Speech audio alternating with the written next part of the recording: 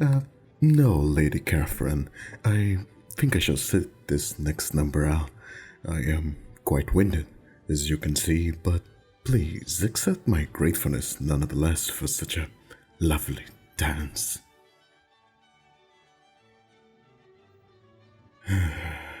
I'm already losing count of how many times I've been handed from one dance partner to the next. Endless parades of flirty ladies wrapped in elegant gowns. Never thought I'd have any issue with that. Really, how could I not enjoy myself at a ball of such an splendor? I mean, I haven't seen Mother pull out these enormous velvet and silken drapes for years. I can't even remember the last time the strings of crystals were hung from the ceiling, or the marble punch fountain was dusted off. Those champagne flutes are worth more than the local village. I think she said Father's coronation was the last time they saw the light of day. And she thinks that this occasion is comparable. It would be admirable if not she had outdone herself for such an invasive ulterior motive. How could I choose a prospective bride when you gather them in by dangling wealth and position above their grasping hands? As if any of these young ladies should be lured by marble, crystal, and silk, like pigeons to grain. And if they can, oh, I want nothing to do with any of them. I need a breath of fresh air. Hopefully the balcony isn't too crowded. I'll just have to slip away quietly.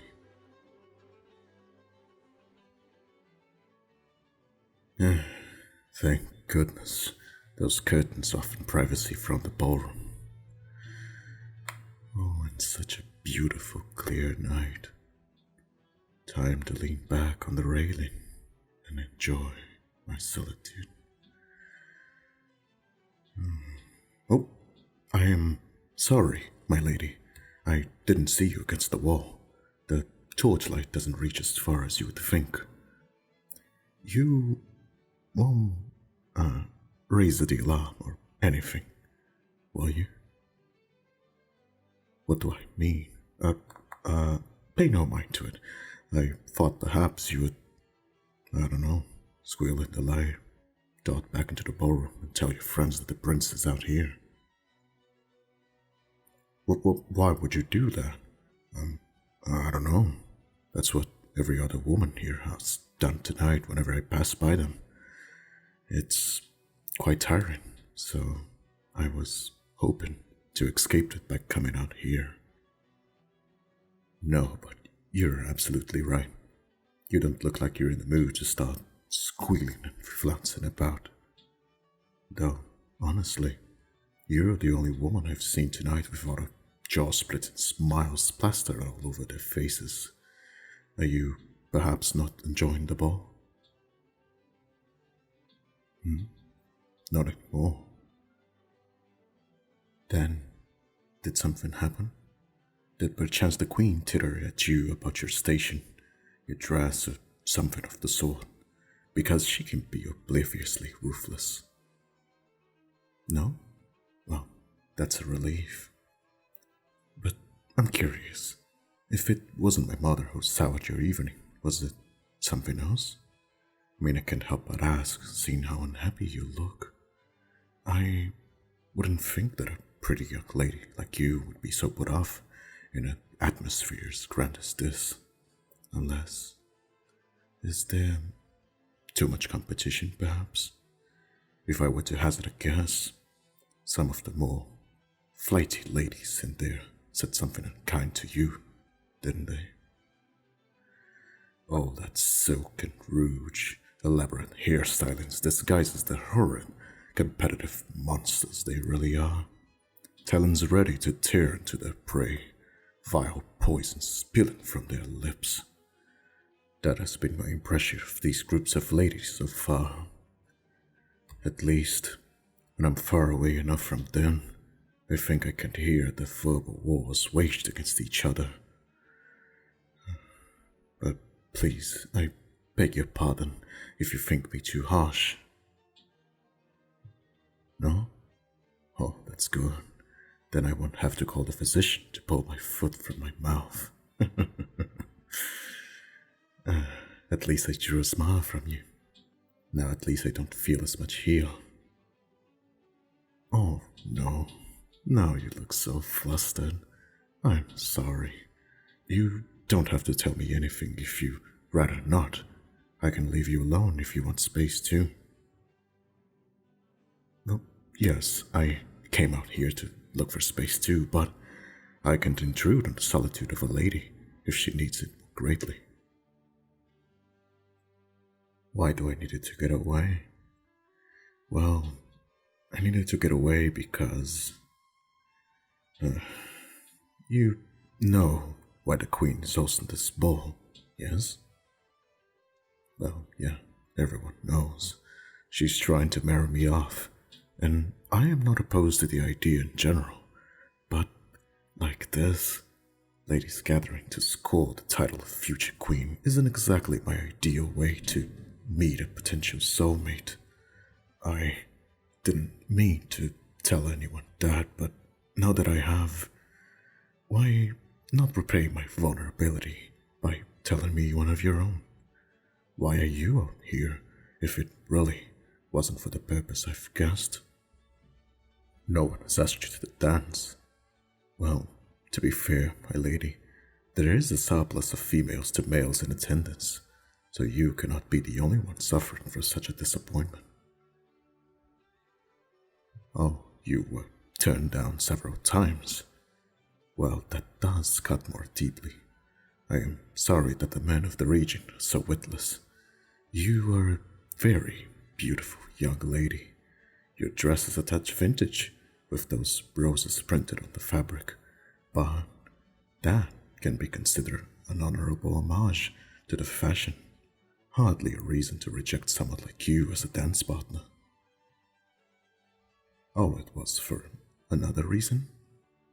More obvious one, you say. I beg your pardon for being more dim-witted than the rest, considering I don't understand. Oh, I didn't even notice your arm. I suppose your shell concealed it, but out there on the dance floor without it, the lack of forearm and hands must have been on full display. Am I correct? Well, pardon me, I assume it must have been caused by an accident. Oh, you were born with it, Could you maybe come over here and show me? I'm sorry if I'm making you uncomfortable. I didn't mean to be rude, but rarities like this always fascinated me. I'd love an opportunity to see you up close, under the torchlight. Well, if you say so, then come over here, if you please. My, is that a single working finger there on the end? Even though your arm ends at the elbow, that is quite something. I've never seen anything of the like. What about your other hand? You'll have to hold it up to me. It looks quite ordinary to me. Oh, no, I see. One finger short of the usual 5. That is of no consequence. I am ashamed of my fellow countrymen for being put off by such an uniqueness. Did they really take one look at you and reject you for no other reason? Shame on those dogs. Forgive my language in your presence, my lady, but anyone that would be willing to so rudely react to something so superficial is hardly a human at heart. What? No. I am not mocking you, pitying you. Why would you even think so? Can I not be sincere or kind without drawing suspicion, my lady? By the stars, my dear, what has your life been? And how have you been treated that you're so demure and wary in equal measures?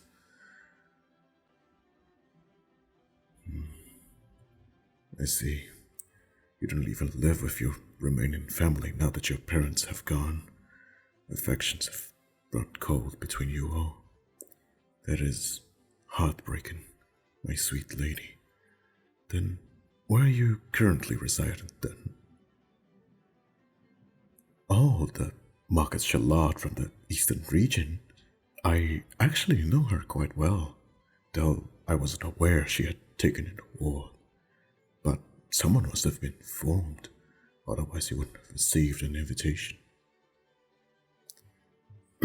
As the son of the hostess and prince of the region, will you allow me to bow and formally request your full name?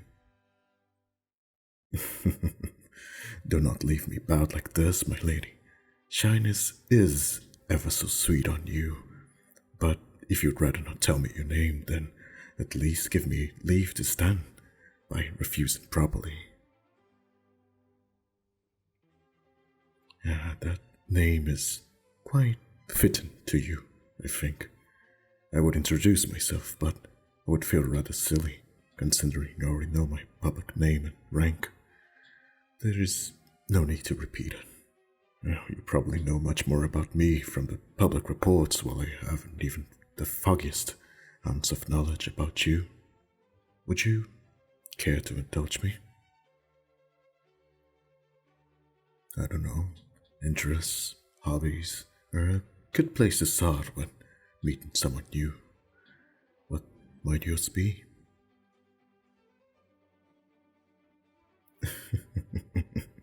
You are aware that making acquaintances usually works best if you actually speak, am I correct? Really, no, it's not like you're on trial here. You can tell me whatever you wish, and I'll listen. Well, keep to yourself as you see fit. You have my respect either way. But I would sincerely like to know what pleases you in life, sweet Rose. There you're blushing dark out behind your rouge. My lady, I know it's not proper to not use your name, but roses on your dress, that little rosebud jewelry, and that undeniably sweet scent of rose perfume. You will have to forgive me for wanting to tease you with that nickname. I mean, unless you are opposed. Then I'm glad. Now, hobbies, interests, pastimes, anything, really. I mean, I could try and guess one by one what you'd like, though we may be here all night if you choose that route. Well, to be fair, I wouldn't mind skipping the rest of the ball to play such a game. Well, that is not something I hear often. A lady who studies birds. Do you sit with binoculars and watch them in the wild? Or do you have a menagerie at the Market Salon? No, it's not silly. Birds are so extensive in their species and variants. I can see how one would make a study of them and would be endlessly entertained. From the waddling goose to the elegant eagle, they're all in the same family. But I'm sure you know a much better way of putting it, especially if you've been studying them for any length of time. But tell me, what about other animals? Ah, I see. Birds are your favorite then. Oh, my turn? Well, as I said, I assumed you would know everything about me, and oh dear, that in retrospect, that sounds so arrogant. Oh, God. It's just the assumption I have after meeting so many people who know so much about my life and interests. Well, I love reading in my spare time. The history is of great interest to me, both professionally And personally, though I do enjoy more embellished fantasy tales and lore whenever I need a little escape from reality and the daily grind of training and responsibility. Do you enjoy reading as well? Well then, what are your favorite texts? Ah, I must have read that at least a dozen times already. I know it's absurd, but the writing style is so outrageous. I just have to admire it. I haven't met many people who share my viewpoint by reading it as a farce rather than a straight work of literature. Do you perhaps have a favorite part that caused you to laugh much more than any others? Yes, it's hard to narrow it down with that author's work. Let's just agree on too many to specify, then, shall we? I believe that counts as a turn for you as well, but you go next.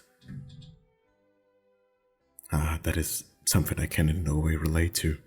I have never needed to learn how to crochet or to knit, sew, or anything, really. Oh, the shawl you're wearing right now? Well, even I know how to be impressed with your skill. The stitches are so fine. Is that difficult with your arms, I mean? I shouldn't really have to ask seeing the end result, but I can't help but be curious. Work that intricate with only 5 fingers in total. That's incredibly impressive. And I'm not just saying that. I've seen my mother, half a dozen ladies of the court, struggle through work less intricate and fail miserably with all 10 of their fingers. I might not know how to do it myself, but I can appreciate the skill involved and recognize it when I see it. If you can do something like that, then do you perchance play any instruments? Oh, I see. Too difficult, huh? You would learn to play the violin if you could. Well, actually, that happens to be the instrument I'm very proficient with. You didn't know that about me, huh? Oddly, that makes me feel a little bit better. At least I know I'm not boring you. Hmm? You're hesitating, sweet Rose. Say, what are you about to say right now? Come on, you don't need to be shy. Tell me. Oh, so you do play an instrument then? The purest instrument of all is the human voice. And singing is an arduous instrument to master as any. My own voice would not have me. It is absolutely not fit for singing. But whereas you must have a lovely voice, as your face is, my lady. Pardon me, I cannot help but enjoy making you blush, now that I know I can. On that note, if you trusted me with your name, and rarely accepted that I am sincere in my interests, would you perhaps indulge me in a dance? We can still hear the music from here. There is no need to venture back in the ballroom just yet. We can just dance right here. Not to sound too proud, but how could you resist dancing with a prince at the castle balcony by torchlight under the twinkly stars? That is what I thought, my dear. Let me at least make it up for all the night's disappointments. If I may be so arrogant as to assume I can, then come over here in the middle of the balcony. May I take your hands and lead you? Thank you very much, my lady. Your hands are very soft. They're lovely. Alright, one arm at my shoulder. You probably know how to dance just fine, don't you? Alright, then show me.